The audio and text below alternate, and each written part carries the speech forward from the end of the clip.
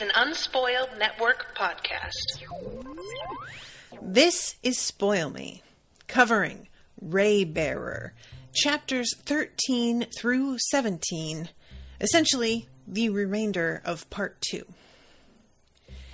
In this section, so the lady winds up catching up with Tarasai. I really did, that she'd be able to get out of it. And I don't know why I thought that. What would the rest of the book be? I hate this for her. I hate it. Welcome to Spoil Me.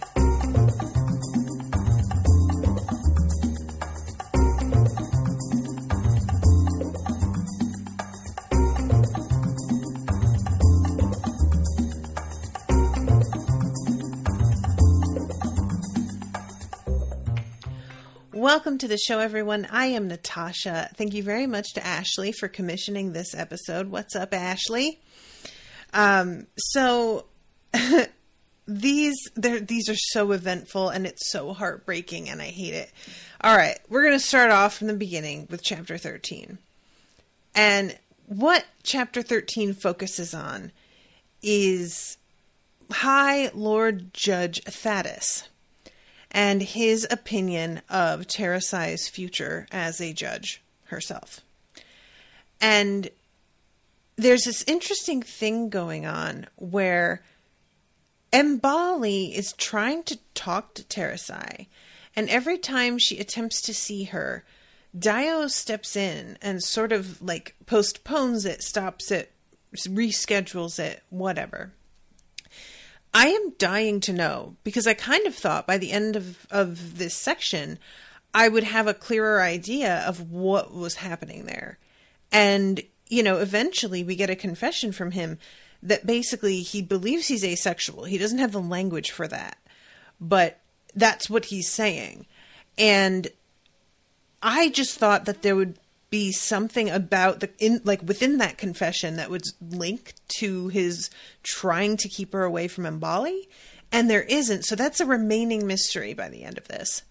And Thaddeus is one of those people whose idea of what the world can be is so blinkered, and he doesn't want to try for anything better. There is simply a structure for maintaining the status quo, and that is what he believes the law should be. And that is an opinion shared by many, many, many, many people. And it's so awful to watch him truly try to basically dim her light and dampen her down. And what's annoying is that, you know, as adults, we do know that there is a point at which we begin to realize the world doesn't work the way we thought it did as children. And there is complete, you know, that's just part of growing up, realizing the world isn't a fair place. But there's a difference between the world isn't a fair place and you don't, even try to make the world fair. Even though you've literally been given a job that's what you're meant to do, is to make it fair for people, you're still not supposed to even try for that. There's a difference. And this is what's so just incredibly discouraging about so many people. And it really kind of harkens back to what Tarasai said in the last section when, she was saying that people, she thinks, fear change, not because they don't believe the world can be better, but because they're afraid that if it is better, they'll realize that it could have been like this the whole time, and there didn't need to be this struggle. And this moment where she keeps thinking like he's wrong, but then second guessing herself because he's the superior, he's the one with experience. Yeah, that's just a true thing. You know, it's really so confusing when you are young and you're attempting something that you feel is just a genuine, just good thing, right thing to do.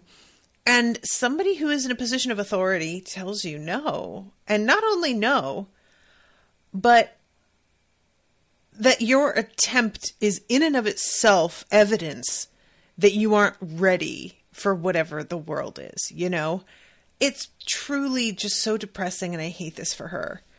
Ashleigh says, it kind of reminded me this time of the Democrats and where to make concessions on Build Back Better, as if everything can't be fought for and shouldn't be fought for. So this is the thing that it's so funny, guys. And forgive me for getting political here for a second, but it's really wild to me. Whenever I'm in like a comment section, and I really try not to participate much, but even if I'm not participating, I see it happening. And there are people who are Trump supporters, and then there are people who are definitely not.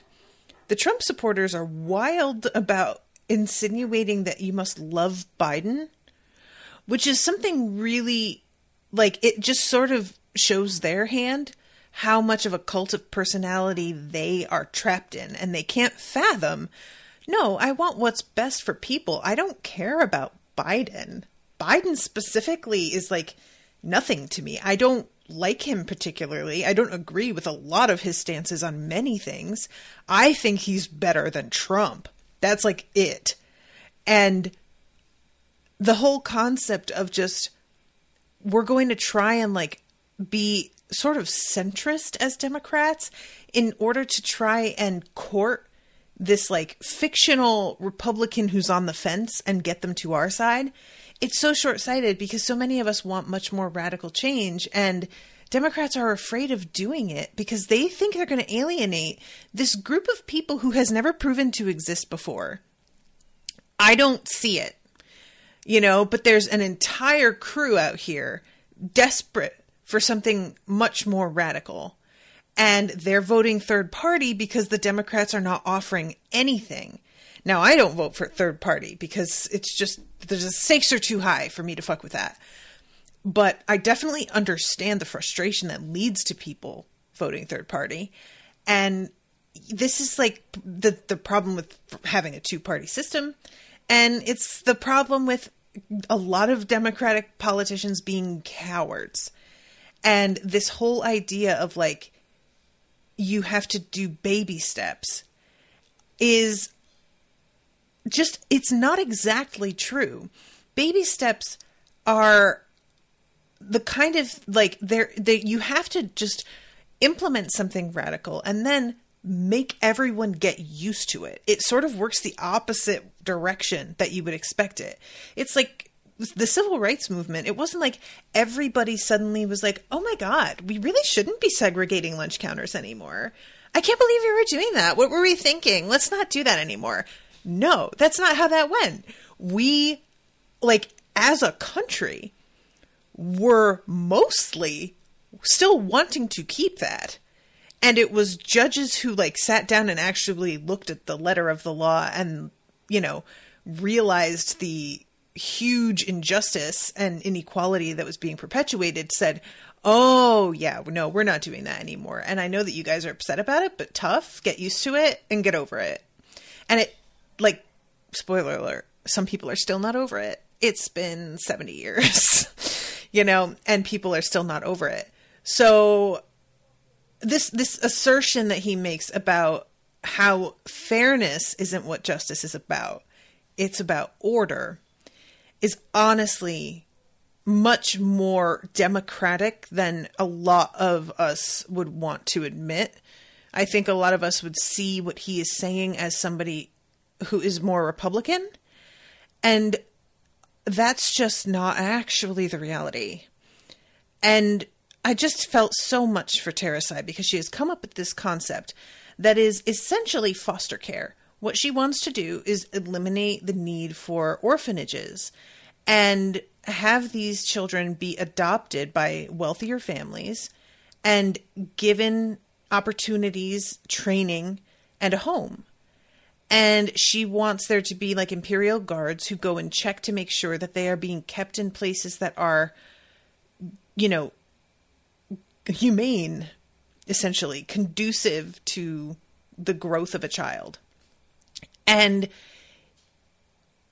what he sort of like gets into here for her is just, I don't think that you have the budget to send, like, how often are we going to be sending guards out to check on this? And Thaddeus sort of reminds her about, like, the travel that would be involved and how expensive lodestones are. And part of what her argument was supposed to be with this is that we're going to be saving money by no longer needing orphanages.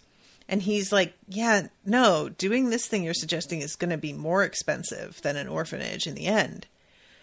And that kind of stops her and makes her like realize that, oh my God, I didn't really consider long term how this was going to be maintained.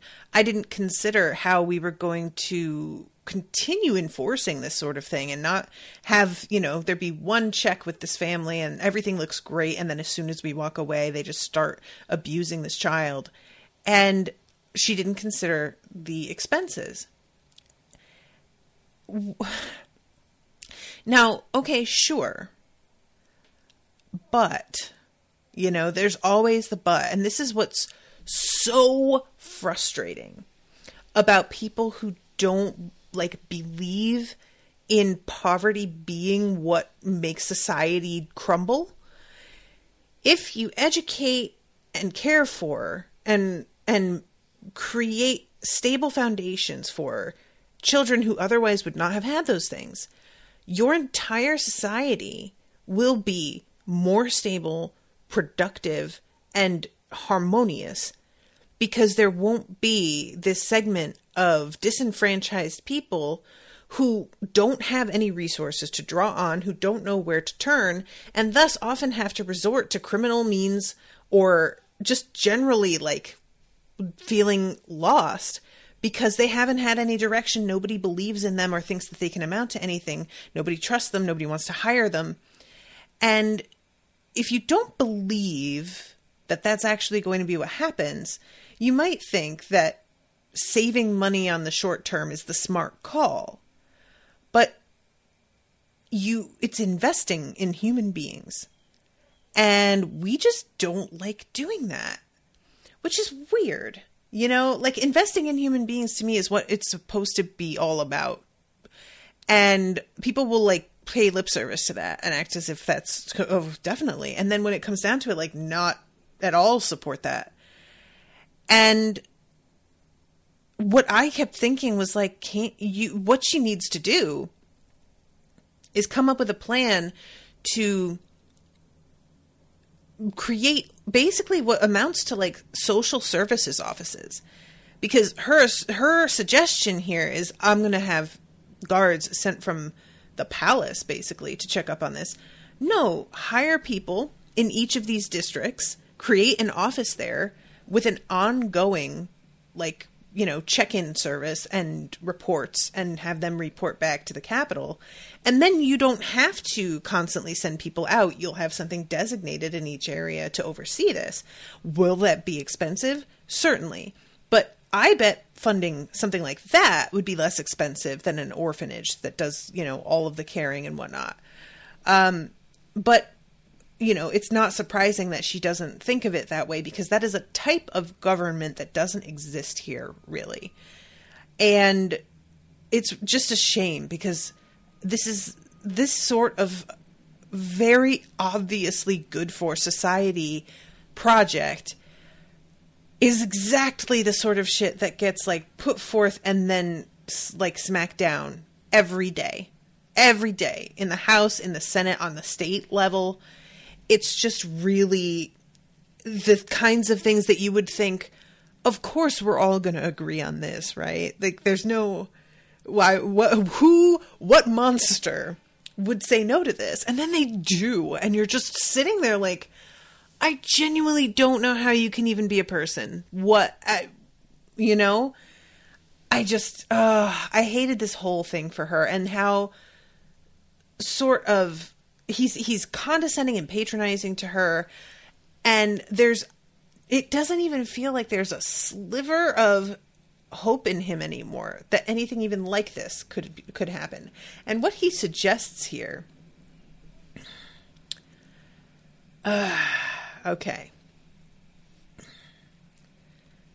he says, it took me many, many years to learn this. Justice is not about being fair. It's about keeping order.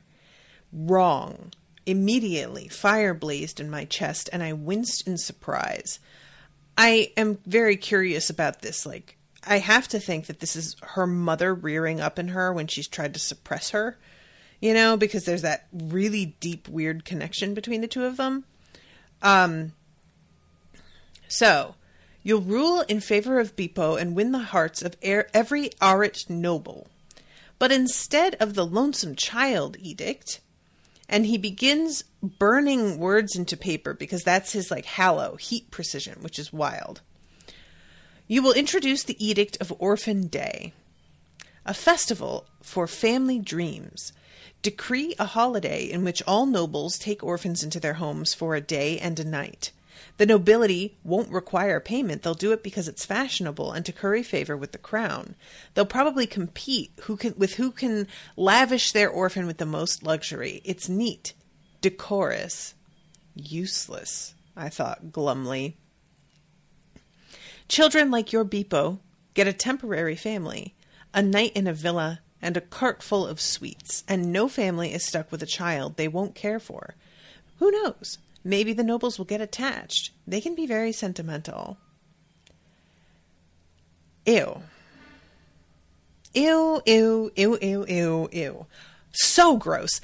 So incredibly short-sighted, too. Like, not only does this not solve anything that she's attempting to actually solve, like the fundamental basics of providing for children, but you are also going to be fostering a long-term resentment because let me tell you guys, as a kid, you may enjoy a night in a palace somewhere where they're just fawning over you and giving you everything for one day. And you may feel like, this is the best. I love this day.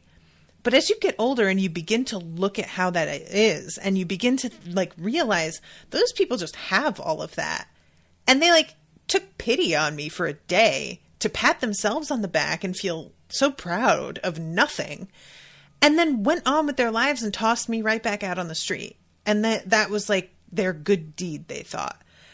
And I can't tell you how much resentment would be simmering in me after something like this happening repeatedly. You know, this is meant to be like once a year. And if these kids don't get adopted or, you know, if they're not old enough to age out of an orphanage, this is going to happen repeatedly to them. That isn't going to foster warm feelings. That's going to cause problems. If you don't know what you're missing, you can lie to yourself about what the difference is between your life and someone else's. Ignorance is bliss. And that's part of the deal, like with today and our access to information. The reason that so many of us are so dissatisfied, and it feels like we're suddenly turning this corner and really beginning to scream about like the disappearance of a middle class and lack of education and inequality and oppression of minorities, is we have access to so much more information than we ever did, and we can see clear patterns. We're able to talk to other people who have the same experiences that we did. And we thought maybe ours was an anomaly. Maybe something happened and we thought, this seems like really fucked up. And then we sort of like told ourselves, the world's just not fair. What can you do? It happens. And then you begin to look at the data, or you begin to talk to other human beings, and you start to realize, oh, no. This is like an ongoing problem. And that begins to change things. And also when you have the hard numbers of how much Jeff Bezos has made over the course of a pandemic, while however many people are being evicted from their homes, and you have that hard data in front of you, which you may not have been able to even access 30 years ago, it's just a whole other vibe. And I just can't believe that he, like, it's purely performative, and it's it's like the kind of thing that if you wanted to make people angry, I can't think of a better plan. This feels like it so accomplishes the opposite of what she's wanting that it's almost like a parody, you know? I gathered my draft of the Lonesome Child Edict. It certainly sounds orderly, Anointed Honor. And he smiles and then frowns, noticing her deflation. I was going to wait before announcing this, but I see now that the sooner you are accustomed to the realities of running an empire, the better. So he shows her a goodwill campaign. All griot drums, stories, and history scrolls of individual realms must be surrendered to the Emperor's forces. In exchange, citizens will receive gifts, new drums, scrolls, and songs, compliments of the crown. These gifts will reflect the new stories of our beloved empire, the story of assimilation, of realms growing together instead of apart. Families are encouraged to forego realm names for their children, choosing instead names that reflect virtues of a united Aritsar. While this request is not mandatory, children with empire names will be rewarded with additional food for their families, as well as clothing cut from empire cloth, the new favored style of the capital. The Emperor thanks his subjects for ushering in this new era of unity and peace. Residences will be searched, griots will be watched. Failure to comply will be met with discipline. And what he is trying to do here is he is talking about how what happened in the temple where everybody began to just turn and care for their own people when there was this immediate danger. He is trying to keep that from happening. His mentality here, I understand like what his fear is, but this is so not the move. This ain't it, Chief. Like, what are you... This is something that the U.S. did. We literally, like, confiscated all of the artifacts from Native American peoples to stop them from doing different ceremonial dances or learning about their own traditions and history in an effort to force assimilation. Assimilation with people who invaded them. But, that, you know, like, it's just none of it's anything. It sucks. And this... like, again, what a way to foster resentment. You are telling people to forsake their own traditions and pretend they never existed. And he wants to, like, re-educate everybody with a new history that is false. Like, this is, again, the United States. We change our history books. We just lie. We lie so much that there doesn't seem to me any virtue in teaching history in public schools. Like, it genuinely, I don't see the point because we are so full of shit. Everything we talk about is coated in this, like, thick layer of jingoistic bullshit. And I really understand him feeling like we need to make everybody care for one another equally and not immediately rush to help only those who are from the areas they're from. But just this is just the accomplishing the opposite thing. Like, and it's not like people aren't going to still be able to tell who's from where and still gravitate towards those that they know are from a familiar place. It's not going to do anything. It's just going to make them angry, protective of their own traditions and rituals, and again, resentful of you as a group. I just, this is just so disgusting and devastating. And again, I do believe that in a lot of ways, he does mean well, because I understand how troubling it would be to watch everybody divide. And like, as she says, she sees people step over a like bleeding child in order to help a noble woman because that woman just happens to be from their same country. I get that that's super gross, but to a point, you just can't control what people do. You have to let go of the fact that, like, yeah, we can be united in some things and do our best, but you have to accept the fact that when it comes right down to it, a lot of people are just going to look out for their own. That's just, unfortunately, a lot of human nature. Anyway, so here comes Mbali. And Dio is sort of weird. And he says, "You're not here to give Tarasai Swana lessons, are you? We still have a lot to cover with Uncle Thad." And yeah, I just want to know what Dio is trying to keep Mbali away from Tarasai for. Like, what is he worried about? So this is when Mbali says, "Let me guess, the High Lord Judge has been impressing you with his unique definition of justice. He said there's no such thing, that there's only order." Mbali's soft, round nose flared with distaste. "You are perfectly aware that in the storyteller's eyes, justice begets order." Yo, is that the best line? Justice begets order?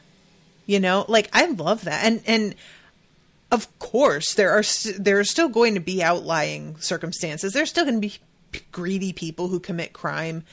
But I really believe that for the most part, if you provide people with the fundamentals of survival, like a place to live, health care, access to clean water and food, a lot of people are going to be satisfied with that. And what they do in addition is probably art, things that like contribute. Because a lot of people out there are impulses to want to do things. It's just not to try and survive every second, like, and devote our lives to that. I believe that justice begets order is 100% correct. And Thaddeus says, "I'm just trying to keep our world from falling apart." And Mbali says, "But when the cause is right, we have risked chaos before, haven't we?" The air shivered above me, the crisp energy of council members speaking through the ray. Thaddeus and Mbali were having a private conversation, and judging from the way their gazes roved over each other, I was grateful I couldn't hear it. So, I did not get this right away, what she meant by that. I was like, they seem to be very much at odds with each other. Why is, and, you know, it's not until later on, when Tarasai catches them together, we have risked chaos when the cause is right. What she's saying is like, yeah, well, we're not supposed to be fucking, are we? But we're doing that. And I didn't get that in this moment. I was kind of like, what's going on? And why are they looking at each other? What is... Yeah, they're horny for each other. And as it turns out, my suspicions with Mbali earlier, where I was like, is she sleeping with somebody else? How can she hide that?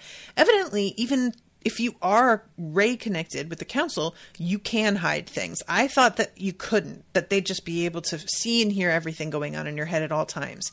And I compared it to, you know, the pack mentality in Twilight. That's not how it works.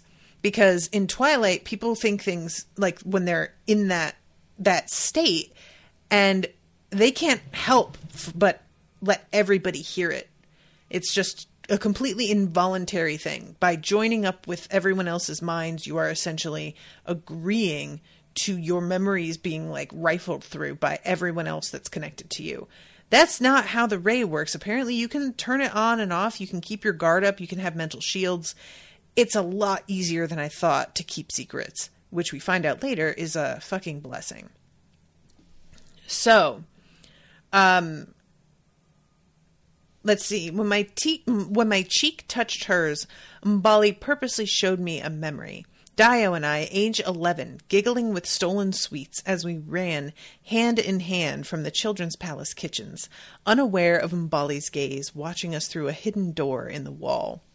She winked at me, then touched her pelican pendant and tapped me and Dio's chins, a blessing. I love this so much. What a sweet memory. What a great thing to be able to just show people that, you know. I love this. It's like the best kind of VHS tape discovery, you know. Just these little candid moments. So Thaddeus wants to keep working. And Mbali is like, this is a holiday, dude. Today was Nuina Eve, a festival observing when Am the Pelican fed its blood to Queen Earth, nursing her back to health and creating humankind. It was the only shared holiday of the 4 major religious sects of Eretzar. That evening, our council would ride in a processional to Yorua village, where revels would last until dawn. So what I kept comparing this to in my mind, especially later on when the girls are all talking and comparing the way that each of their religious sects celebrates this holiday, was Easter. My initial instinct was Christmas, of course, and then I was like, nah, Easter feels more appropriate because there's a sense of a comparison with Christianity and all of the little sects of Christianity. And, you know, there's a group that is more worshipful of like a female figurehead, which reminds me of Catholicism and how much they are into like Mary. There's another group that's like very sort of, I think she describes them as like fastidious and wanting the extremely pared down version of the religion. And that reminded me of a Protestant. And you know, that some people, it's like a festival, and other people, they see it as, this is a day where he sacrificed his life. This is a day for contemplation and prayer and fasting. This is really serious and like emotionally intense. Are you, what? And I just think it's really interesting when you step back and look at all the different ways that people interpret these holidays that we just sort of, you know, take for granted in a lot of ways. But yeah, so she gets to go off to her braiding party, where they are being, all of the women are getting their hair braided with yarn, and the tips of their braids are burned to sear the braids shut, which I had a friend that I would like sit next to her while she was getting this done. And it was so much fun to me to like watch them like burn the ends, and you get this little like nub, and then they could let go of it and there was no like elastic at the end like I had to do. So it just looked neater. And the yarn being woven through it, I found surprising, because the yarn that they choose is purposely picked to sort of match their hair color. I was thinking that they would choose yarns of bright colors to sort of accentuate whatever accessories they decided to wear. But instead, it seems like the yarn is meant to make their hair look fuller. It's almost like a weave. And yeah, this is meant to be a really sort of sacred time. Like the fact that she is told to bring work with her is kind of against the whole spirit of how this is supposed to go. And the women who do the braiding have their ears plugged with wax so that they can't listen in on these conversations, which, yikes. Like, first of all, braiding takes such a long time. I can't imagine just having to sit and braid for literally hours and you don't get to hear anything going on around you. It's not like they've got an AirPod under there. You know, it's just them with their thoughts for hours as they braid. Oh, kill me. And I had my hair done in braids once, not proud of it. White ladies out there, don't do this, but I did when I was young and I didn't know any better. I was in Honduras. And, it took, I think, 4.5 hours because I have really thick hair, and my head ached so bad. I have a really tender head, as it turns out, and evidently so does Tarasai, and she tries to say something after this whole thing winds up, and the woman who does her hair is sort of like dismissive and almost disdainful of her complaining, and says something about how, like, well, you know, women in the country let their hair be kind of wild, but you're a noble woman, and that's not the kind of thing that's appropriate for you. You need to have control, and your edges need to be laid, honey. And Tarasai kind of like feels that she doesn't have control in a lot of her life, and that appeals to her in a way. So she just capitulates and is like, okay, I guess it's perfect then. And I was like, ugh, I hate this for you. Like, just what is it about, especially women having to undergo painful beauty because there's just a judgment associated with men don't do this, you know? Like, it's just not the same. And it's tiresome. I'm tired of it. Ugh. Anyway. So the conversation that happens while they are having their braids done is all about how every one of these girls is definitely either already fucking or planning to fuck somebody other than Dio, even though that is expressly forbidden. And I was really gratified by this conversation. They're all, again, fairly young. What are they at this point? Like 15? And this, I don't even think they're quite 15, actually. I think that at one point somebody says 13. The youngest is 13, says Ashleigh. Okay. A lot of adults just want to pretend the kids start having sex at like 17 and 18.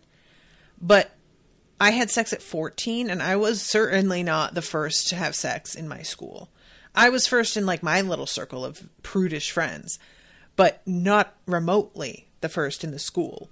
And I just think a lot of adults really overestimate how quickly kids start to explore their sexuality and forget how hormone-driven life is at that age. I was just absolutely constantly thinking about sex when I was 13. And I was like, by the time I was 14 and I actually lost my virginity, I was like, oh, thank God. Can we just like, I wish I could go back in time and lose it sooner kind of thing, you know?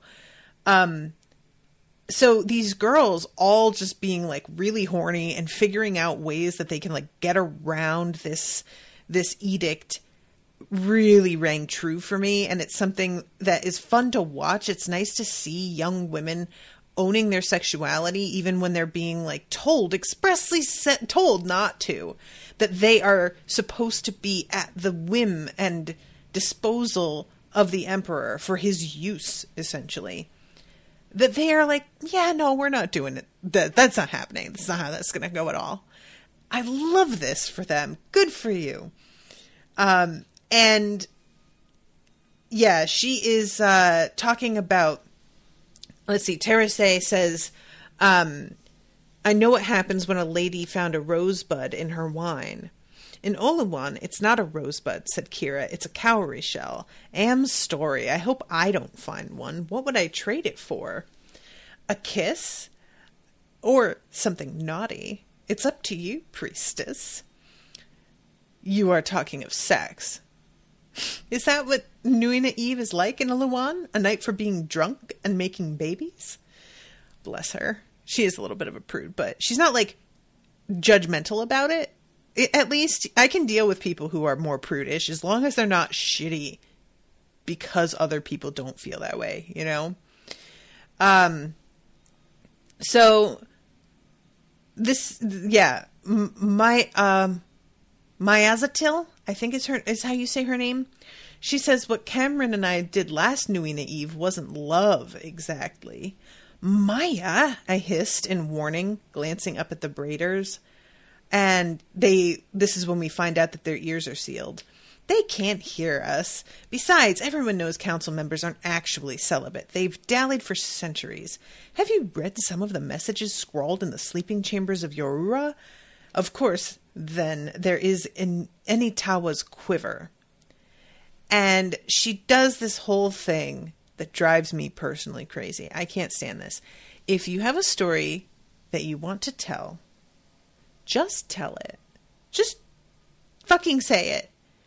But when people do this where they're like, they take this thing that is like bait.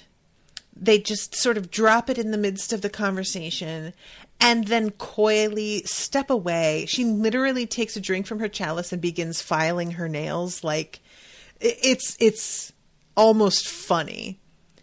Eiling rolled her eyes. Fine, Maya, I'll bite. What's Anitawa's quiver? And I was like, no, none of you bite. Don't feed into this. And Maya's like, well, it's only a tree. And it turns out the tree is like made of a type of wood that when it moves in the breeze, it makes a lot of like musical sounds that cover up the sound of people having sex. And that there is like a wall built at the foot of this tree so that people can be hidden behind it and not be seen. Which, it's just a weird thing where she's like, that's where they have met for centuries. And I'm like, if this is such an open secret, I'm surprised people haven't gotten nailed for it before. Pun intended. And one of the girls asks Tarasai, will you throw us in prison, High Judge, if we have lovers? And Tarasai doesn't really know how, like, she laughs because she feels like it's meant as a joke. But thinking it over, she's like, my job is going to be to enforce the law. But I don't really know now whether or not, like, she's even trying to think about what Thaddeus would say about it. And she feels that, well, if he thinks it's about keeping order, probably I wouldn't, like, throw them in prison because that would be disorderly. We would just pretend it's not happening. And yeah, that feels like what Thaddeus would say. I mean, even if he weren't fucking in Bali, but he is. But if he weren't, I bet he'd still sort of be like, yeah, we're going to just turn a blind eye to that. So later on, after the conversation with the girl who did her hair, she is walking, trying to find a Thaddeus because she wants to, she has to like continue her lessons, and she's a little bit anxious over the fact that she didn't do the reading that she was supposed to while she was getting her hair done. And this is when she stumbles on Mbali fucking Thaddeus. And she runs off and like collides with a servant. And the servant's clearly going to like walk in on the two of them. And so she does this whole, I know that anointed honor Thaddeus is in his chambers on the other side of the keep. He told me that you should take a message and some wine to Mbali in the Eastern Garden. And she's trying to just project her voice. And behind her, she can hear the two of them hurriedly getting dressed, like scrambling. And later on, the two of them finally like talk to her and they're like, hey, so it would be super cool if you could just keep this either between us or encourage Dio to be discreet. Essentially, don't tell the Emperor. And she was not really ready for this. You know, you can tell that like the idea of keeping a secret from the Emperor seems treasonous, which I guess technically it would be. But I am really curious what the Emperor actually thinks of this, because if it's such an open secret that everybody fucks other people, he has to know. He's not an idiot, right? Like, yeah, I don't know. So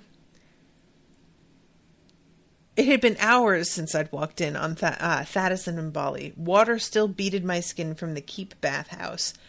I ran agitated fingers over gowns and wrappers. I told myself I wanted to impress villagers at the festival. But, of course, there is somebody that she has in mind that she'd like to impress. So she finally gets dressed, and we appear at the party in chapter 15. Kira is trying to get her to dance, and she doesn't want to. She's not really feeling it. And we have this whole thing with each of them finding tokens in their drinks. And one of the tokens is bad luck. And the only way that somebody can be saved from a whole year of like a curse being on them is if a person, a champion, crosses the pit on their behalf. And the pit A vast pit gleamed with ominous red light. From within, firebrands and white coals made heat ripples in the crisp night air. Villages dug the pit to represent Am's journey to the underworld. If a reveler found an unlucky token in their honey wine, they were considered cursed until the next Nuina festival, unless a champion crossed the pit on their behalf. A single wooden slab lay across the pit's mouth, making a laughably narrow bridge. It was only for show. Most festival goers would sooner brave a year of bad luck than have a friend cross that deadly oven. So, of course, this is introduced, and I'm like, okay, somebody's doing that tonight, like, for sure. I wondered if it would be her or if it would be somebody else on her behalf or what. And I really love how it's done in the end.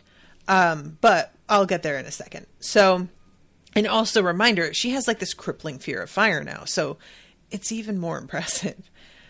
So we have this really sweet moment of all the kids like basically playing a Simon Says sort of thing, but where they do dances and the other has to copy them without laughing. And everybody is just falling out by the end of this. So they get signaled that it's time for them to collect their tokens. And Dio finds a cocoa bean. The token had a well-known meaning, a future bitter and sweet. And he says, I will swallow bitterness so the lives of my people may be sweet. The villagers cheered as Dio chewed the raw bean, and my stomach churned for reasons I could not name. And then he gets crowned with this woven grass wreath. And then we have Thaddeus and Mbali claimed their tokens and festival crowns next. I don't think we hear what Thaddeus and Mbali get for their tokens. So what she gets is a sunstone. A small hole had been bored into the gem, as if meant for a chain. The heat of skin seared deep in its memory, along with the pound, pound, pound of a strong, stubborn heart. The elders seemed confused for a moment, their immense wooden masks bobbing in conference. Dominance, one of them intoned at last. That is the traditional meaning of such a token, as sunstones rest on the brows of errant emperors. But you are a girl, and so the meaning refers to your proximity to greatness. You shall perhaps bear the fruit of dominance. Ugh! So tiresome. And not only is it tiresome for the obvious sexist bullshit reasons, but it's tiresome because everybody is already gossiping about her and Dio eventually fucking. And this, like, declaration just spurs everybody to be even more obnoxious about it, and they start snickering to each other. And eventually she makes her, claim to it because she has the option of trading it. And she says, I will bear fruit for Aratsar with my imperial scepter. As your high lady judge, equality and justice will be my children. Perhaps my only children. Long live the sun and moons. The crowd fell silent. Without rushing, I pocketed the sunstone, collected my crown of grass, and returned to my seat. As I passed, the villagers who had snickered lowered their eyes in fear. Good. Girl, yes. Good for you. I just love this. She's like, how much y'all keep your little fucking opinions and gossip to yourself? So then, Sanjeet. He gets a small carved skull. Your hands were made for death, a masked elder said simply. There is no other interpretation. You may not trade this token. And Sanjeet is like, yeah, duh.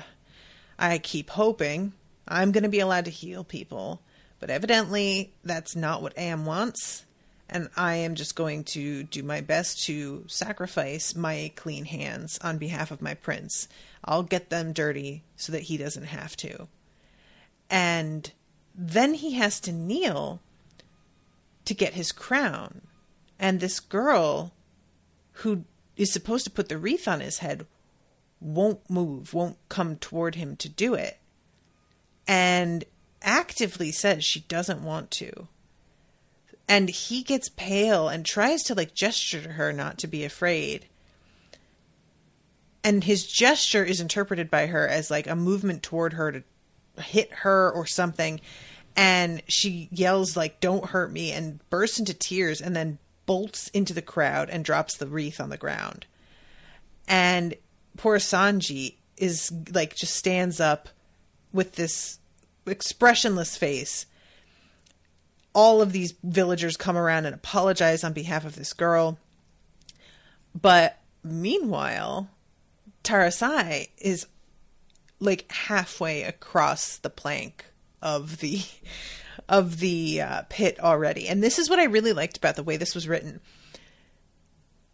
You could have written this scene with a great deal more drama to it in the moment, like a palpable sense of dread because she realizes that she can save him, and oh, I have to face my fear of fire now, and this is going to be so hard, and everybody holds their breath as she goes across and watches her, and it's this moment. And it's not like that at all. She is just going for it. She doesn't have to think about it. She doesn't have to reconsider it. She doesn't have anybody even aware that's what she's intending until she's like already started it. And there's something about how completely decided she is in doing this that I love, because it just shows how she's just a determined person anyway, but also just how much she loves Sanji. She clearly is in love with him, which makes what happens later so much worse. And also, it's just narratively much more interesting. You know, as a reader, I had an expectation of how this might go, and she just completely undermined that, which I really appreciate. I don't need things to be undermined just as, like, on principle, but when it's done well, it just keeps everything feeling really fresh and interesting. So, finally, she manages to get across, and arms reached to steady me as my guards and council siblings babbled with relief. They checked me for burns and dusted the embers from my wrapper, stamping the sparks in the dirt.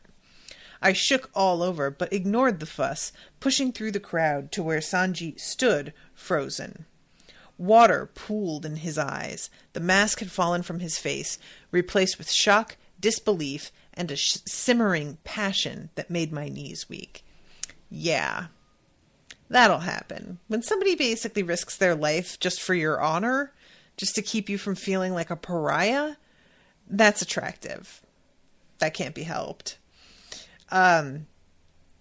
So she says, "I've broken the curse." She takes his token and throws it in the fire. And he goes and gets another drinking gourd. And one of the elders is like, "Okay, yeah, you can do that because your token was revoked, so you can choose again." He gets a ruby. And the elders are like, "Nice, that's a really good one." And then he just throws it in the ground. He submerged the gourd into the vessel again, and this time he fished out an emerald the size of a plum pit, twice as valuable as the token before. He tossed that aside, too. Speechless, the village watched as Sanji drank and plunged over and over, discarding a small mound of treasures in the dirt. At last he stopped and smiled. A small round token winked in his palm. A cowrie shell. Is that like just pure romance or what? I love this so much. He's just like, yeah, I know we have like this major tradition that everybody's watching, but also I'm going to do what the fuck I feel like. And what I feel like doing is Tarasai. So we have this interesting moment a little bit later. He walks off. Tarasai wants to follow, but Dio sort of swoops in and pulls her into this dance. And there's a sort of seduction to his dancing, but she feels like it's false. And everybody's watching them and there's an expectation of them, but she doesn't really feel like that kind of connection, and she doesn't sense that that's true for him either. And eventually she breaks away into the crowd and goes off with Sanji again. And it's a really great moment with the two of them deciding that they are going to meet up later, and they are going to do it. And they're going to meet at that tree. And finally, they get summoned via the ray, and they have to go back. And when they come back, she's expecting maybe Dio to look hurt, and instead he looks really relieved. And she's like, yeah, okay, see, he doesn't want this either. I didn't get it. I knew this wasn't it, but... So, this is when she gets pulled aside by Thaddeus and Mbali, but, you know, I already talked about that. And, let's see, this is when she is talking to some people, and she gets overwhelmed with this scent of jasmine. And this is so awful. She gets pulled away, and there is a woman wearing a mask, a really cool looking mask with its brow hat an edge of jagged points as if to imply a queen's crown. Oh, you don't say. She has a container of a liquid that is not honey wine, and is insisting that Tarasai drink. And Tarasai is aware this is shady as fuck, but there is a compulsion in the air that's like working on her. And she drinks it, and all of a sudden remembers everything. And it turns out that this is water from Melu's pool. I kind of love her mother's response to her burning her memories away. She's like, you know, at first I was really mad and I was kind of hurt. And then I realized I was like, I'm really rebellious also, and I do what I want. And you're just doing this because you're me. So yeah, I should have seen that coming a little bit. And then she gives her knife and is like, so go do your job. And this is the worst. She goes and collects Dio to bring him to the tree. And Dio is like, not enthusiastic. He's real weird about it. And is like, I know that people expect this, but I thought that you wanted Sanjeet. And she's just like, you thought wrong. And grabs his hand and pulls him through. And she's carrying a torch at one point, and he's like, I thought you were afraid of fire. And she's like, nope. All of this is just all kinds of red flags. And it's clear that the like part of her that is programmed to kill has completely taken over, and there's like this small voice in her that's begging for him to run and escape, but it's not surfacing at all. So this is when he tells her, I don't want sex. I don't mean with you. I mean with anyone. Girls, boys, anyone. I've had crushes before on you, on Jeet, and some of the others. And I love this. On Jeet and some of the others. Like, it's just so matter of fact. But I've never been interested in the sex part. And then he's like, well, however, if I had to choose somebody, I guess I would choose you. So... And he says, do you love me now? She did love you, but she wasn't strong enough. Then the girl under the tree, the one who shared my face and voice, plunged the silver knife into Dio's stomach. And I love that it's his stomach. This is the key. Even though she does try to like fulfill the promise, she can't quite do it all the way, you know? A part of her manages to like miss on purpose. And we get a memory of them in a carriage going through the middle of the city right past an execution. And she tries to hide it from him. And he argues and is like, you think like everybody else does that I'm weak. And she says, no, I think you're too good. You think people are kind and soft and pretty. I'll make it true. When I'm grown up, I'll make the world better just for you. But for now, close your eyes. And then we come back to her being the one who stabbed him. And it's so awful. Will you come home now, Mother? My voice was a monotone. It's so lonely in the Bikina house. The servants won't touch me, and I don't have any friends, and I hate it when you leave. Please come back. And all of a sudden she comes back to herself, and it takes a second for her to like register what the fuck happened. And she is so horrified. And Dio has this thing where he looks at her and says, you remembered. You missed my heart. That means you're stronger than her, Tar. How does he know? What? How does he know?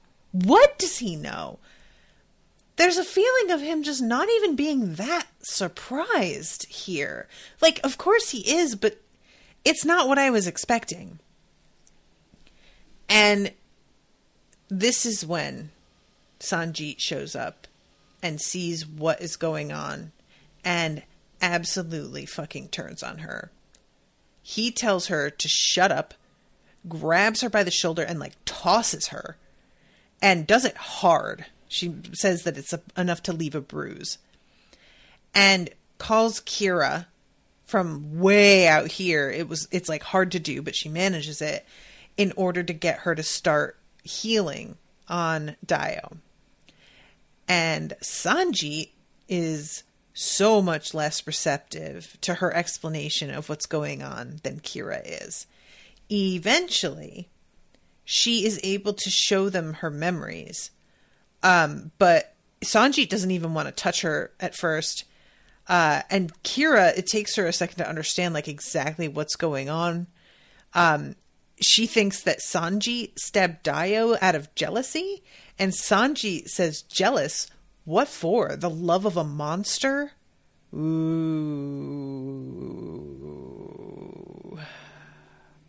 Ooh. And Tarasai tells them, you need to tie me up. You need to put me downstairs and quarantine me.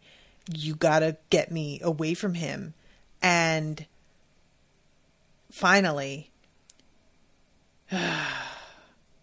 if we touch you, you could steal our memories like you used to steal mine back in the children's palace. He is out here acting like she stole because she just is like this venomous person when he was asking her to take his worst memories away as a service, you know? This whole thing is so awful. I hate this so much. And Kira asks her, can you control it and keep yourself from making this come true? And she's like, I am not sure. I could make myself forget again, but Mom found me. Like, it's not, you know, and also Melu is out there and he's not going to be free until I fulfill the deal. And then she's like, you know what? I think I need to go back to Swana and maybe I can figure out with him how to fix this. Kira offers to come with her. And she's like, he's still in trouble. He needs his healer. You really can't go. And Sanjeet says he'll go. You don't have to, I said.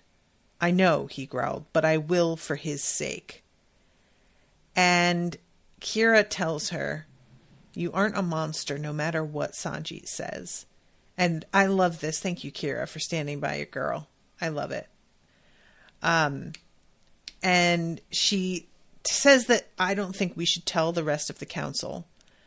But eventually we will, and I think they'll understand. Well, everyone except she looked wearily in the direction Sanjeet had gone.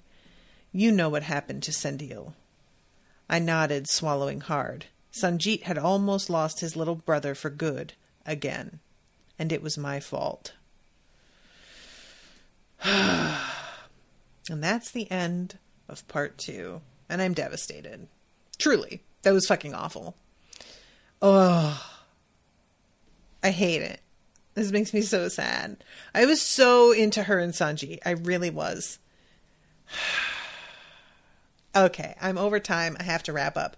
But I'm really enjoying this book so much. Thank you, Ashleigh, again, for commissioning this. It's very good. And I will be seeing you guys again soon on Tuesday next week with a new episode. So until then, toodaloo, motherfuckers.